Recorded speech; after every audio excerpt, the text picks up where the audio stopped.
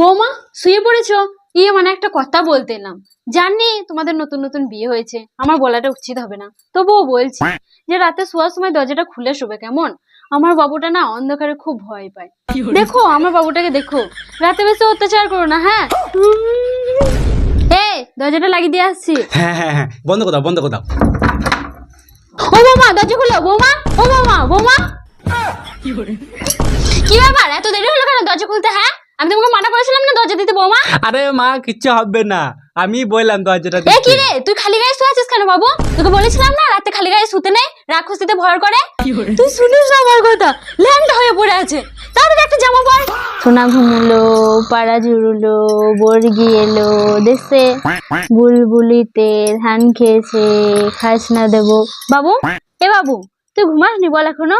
আমি জানি তো ঘুমাসনি, কিন্তু মা ও তো নাক ডাকছে। তুমি বুঝবে না বৌমা, ও ছোটবেলা থেকে এরকম নাক ডাকে কিন্তু ঘুমায়নি।